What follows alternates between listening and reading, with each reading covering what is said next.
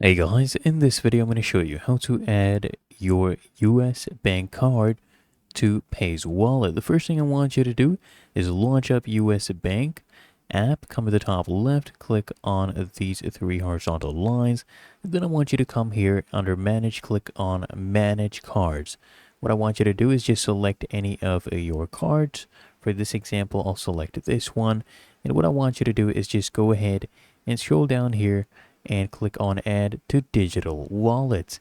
Now here what you can do is do a quick activation.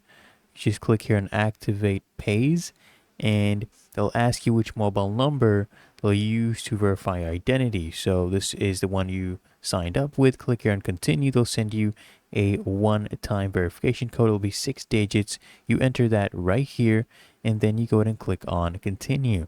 Then after that, just click here to activate your wallet, and then click here to take you back to your bank. It'll take you back to this page, and as you can see, it is now activated. Really that easy. If you found this helpful, make sure you smash that like button and subscribe to the channel. Really helps me out, and that is how to add your US bank card to Paze Wallet.